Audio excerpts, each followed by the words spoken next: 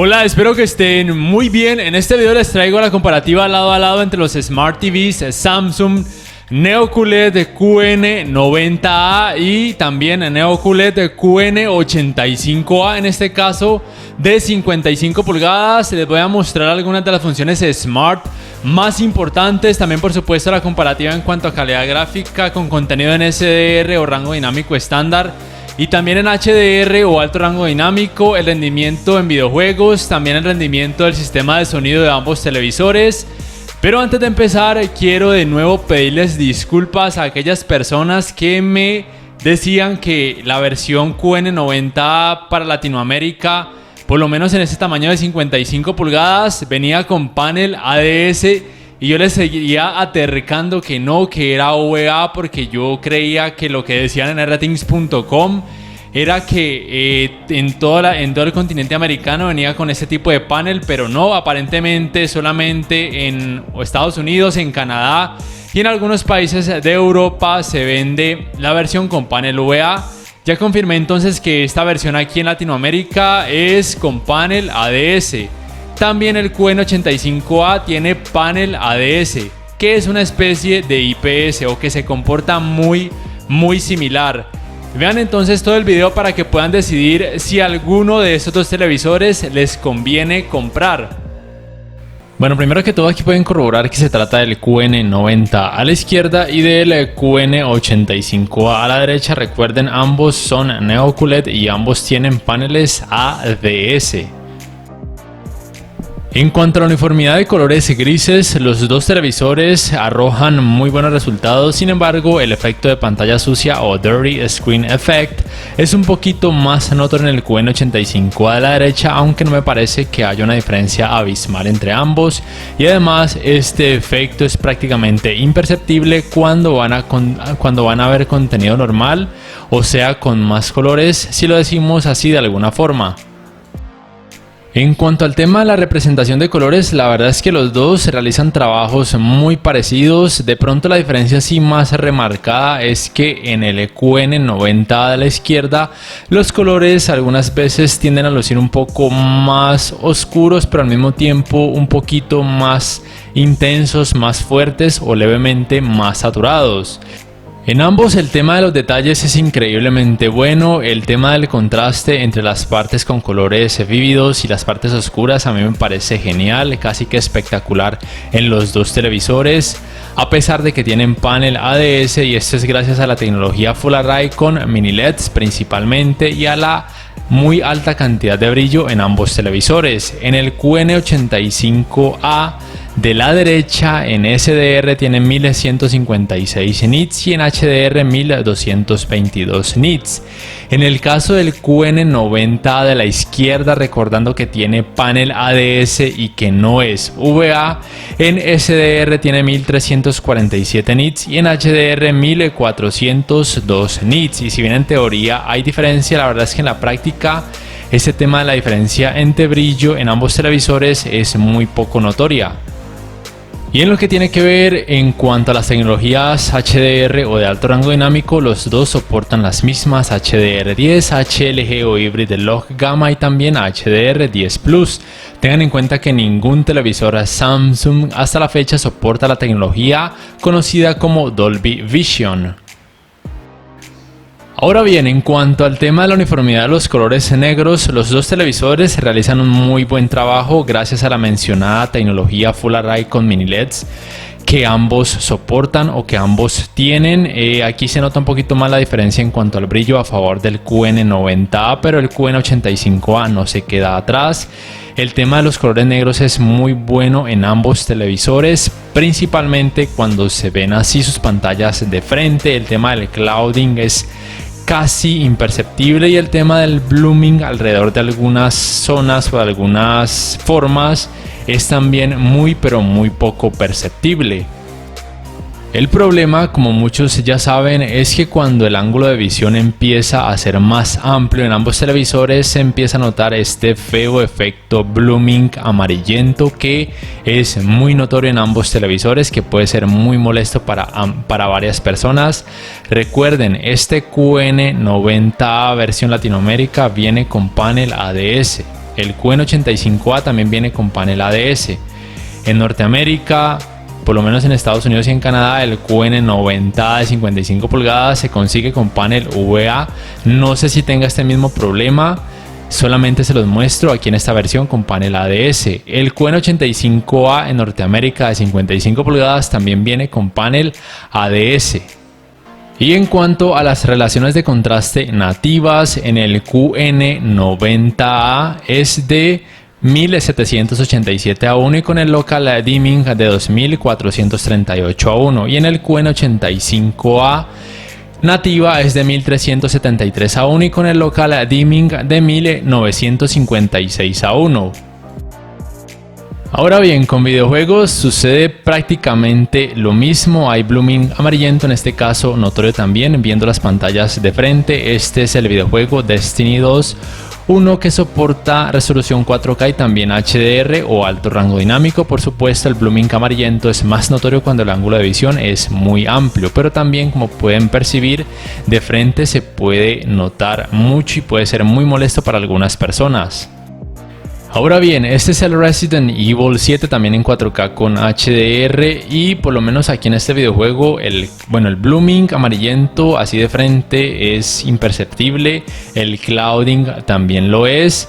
Viendo sus pantallas de lado o desde un ángulo amplio, el tema del blooming amarillento no es tan notorio, por lo menos no en comparación con el videojuego anterior, Destiny 2. Aquí lo pueden entonces comprobar, es por lo menos muy tolerable. Entonces, este tema del blooming amarillento, de su intensidad, podría variar dependiendo de cada videojuego, sobre todo, por supuesto, cuando estos tienen muchas escenas con partes muy pero muy oscuras. Continúo entonces con este tema gaming, ahora hablando de los tiempos de input lag. En el QN90A de la izquierda yo supondría que tiene un tiempo de input lag parecido a su versión con panel VA, que en 4K 60 Hz en SDR de 9,8 milisegundos, en HDR de 9,7 milisegundos y en 4K 120 Hz de 5,3 milisegundos. En el caso del QN85A de la derecha, en 4K a 60 Hz en SDR de 9,7 milisegundos, en HDR de 9,8 milisegundos y en 4K a 120 Hz de 5,3 milisegundos, al igual que el QN90A. En cuanto a las tecnologías gaming, los dos televisores soportan tasas de refresco variables G-Sync, también FreeSync Premium, por supuesto el modo automático de baja latencia, que simplemente va a activar sus modos juego automáticamente cuando detecten una consola compatible con esta tecnología, y también soportan los mencionados 120 Hz en 4K porque cada uno tiene un puerto HDMI 2.1. En cuanto al tiempo de respuesta, la versión con panel VA del QN90A tiene 8,9 milisegundos. Probablemente esta versión con panel ADS tenga un poquito más, quizá rondando los 10 milisegundos, porque por lo menos en el QN85A es así, es de 10,5 milisegundos. Y recuerden que tiene también panel ADS, en este caso al igual que el QN90A versión Latinoamérica. Ahora bien, en cuanto al tema de escalado de imagen, la verdad es que los dos televisores realizan prácticamente el mismo trabajo. Es muy pero muy decente con resoluciones de 720p UHD. La pixelación que se nota es muy poquita, es muy pero muy tolerable para la mayoría de personas, pero ya con 480p o resoluciones inferiores sí les cuesta, como a casi todos los televisores 4K actuales. Se puede notar algo de pixelación y leve borrosidad, que puede ser molesto para algunos y levemente tolerable para otros. A partir de 1080p Full HD ya el trabajo de escalado de imagen en los dos televisores es muy bueno. El contenido parece que tuviera un poco más de resolución, pero recuerden que no se va a mostrar en 4K, no se dejen engañar. Ya con 1440p de resolución los resultados se asemejan mucho a un 4K nativo, y por supuesto los dos pueden reproducir contenido en 4K nativo tanto en SDR como en HDR sin problemas. Simplemente recuerden que para poder reproducir contenido en 4K a través de aplicaciones de streaming como Netflix, YouTube, Amazon Prime, Disney Plus, entre otras, deben tener una muy buena velocidad de descarga de internet, o de lo contrario esas aplicaciones reducirán la resolución del contenido para poder así mejorar su fluidez.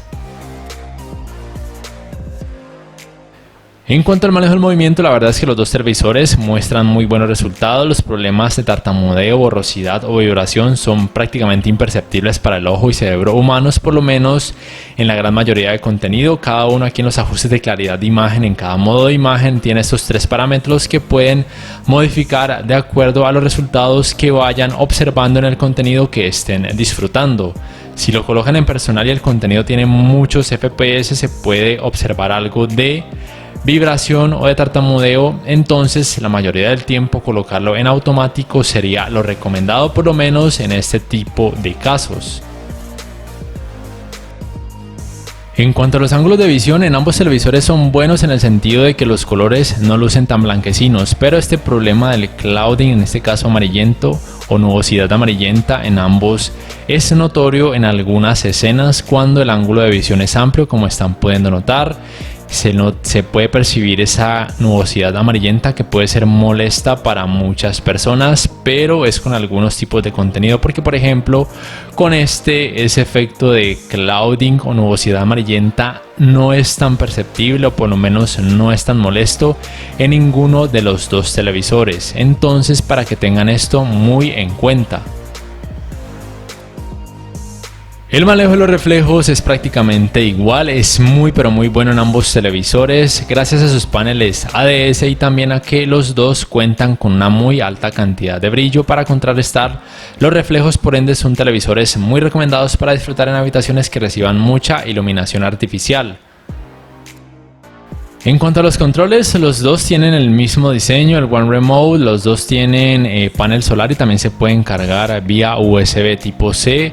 El sistema operativo es el mismo, Tizen, propio de esta marca coreana Samsung. La fluidez en los dos televisores es muy pero muy rápida, no hay quejas al respecto. La velocidad en cuanto a la apertura de aplicaciones, incluyendo por supuesto la tienda de aplicaciones, también es muy rápida, es prácticamente igual en los dos televisores. El espacio de almacenamiento es el mismo en ambos, de 3,85 GB. Los dos soportan las mismas aplicaciones populares y no populares: Netflix, Disney Plus, YouTube, Amazon Prime, Apple TV, entre muchas otras, y estas pueden variar de acuerdo a cada país y región. Los dos televisores también soportan esta función de Multiview, que funciona con sus smartphones y también con una cámara web. En este caso solamente algunas Logitech están disponibles o soportadas hasta la fecha. No sé si más adelante vayan a añadir más marcas y o más modelos. En cuanto a los navegadores de internet, los dos soportan la búsqueda por medio de comandos de voz. Para esto deben iniciar sesión con una cuenta de Samsung sí o sí, pero deben tener en cuenta que en español en algunos países no sé por qué aún no está disponible, en otros sí. En inglés funciona muy bien en prácticamente todos los países y es muy precisa la gran mayoría del tiempo. La apertura de páginas web es muy rápida en ambos televisores, pero por supuesto eso también depende de la velocidad de descarga de internet que tengan en sus hogares. En los dos se puede reproducir contenido multimedia a través de muchas páginas de anime, películas para adultos, películas normales, etcétera. Simplemente tengan en cuenta que algunas van a mostrar más publicidad que en otras y algunas no les va a permitir reproducir el contenido. En ese caso simplemente deben buscar alguna versión alternativa de esa página web o simplemente buscar otra página web. En cuanto al calentamiento en pantalla luego de casi 2 horas de utilizarlo sin parar, también por supuesto con videojuegos, el rango de temperatura en ambos televisores es de entre 36 y en algunas partes hasta 40 grados Celsius, pero el promedio es más o menos 38 grados Celsius. No está nada mal, teniendo en cuenta que soportan ambos tecnologías de tasas de refresco variables G-Sync, FreeSync Premium y una muy alta cantidad de brillo. Al acercarse a sus pantallas no se siente tanto calor. Al final, como es costumbre, van a poder ver y escuchar el rendimiento del sistema de sonido de ambos televisores. Su potencia es de 60 watts. En cuanto a tecnologías, los dos soportan canal de retorno de audio mejorado. También soportan Dolby Atmos y Dolby Digital, pero solamente al conectar algo que soporte estas tecnologías por medio del puerto HDMI que soporta canal de retorno de audio mejorado.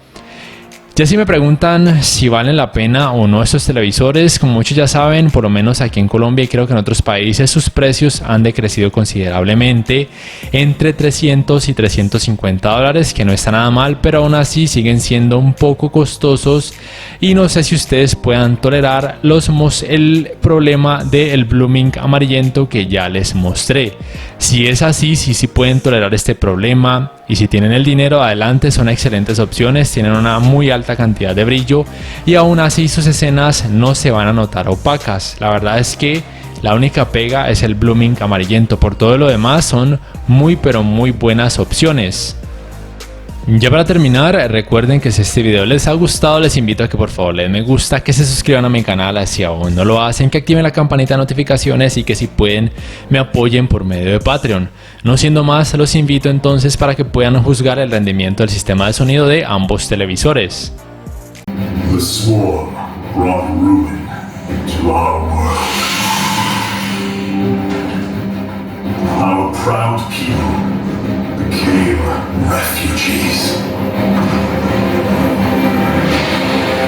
And yet, they could not shatter our unity.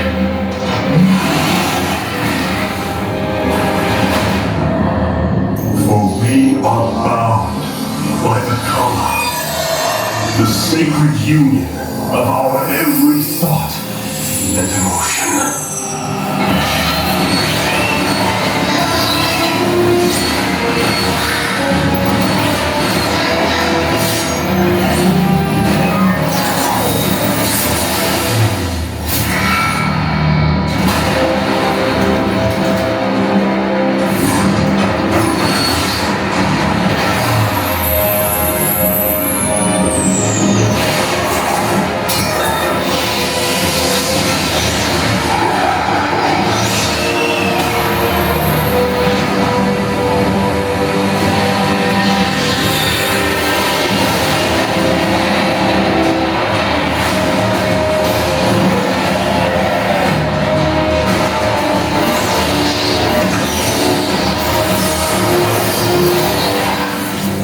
The swarm brought ruin to our world. Our proud people became refugees. And yet, they could not shatter our unity.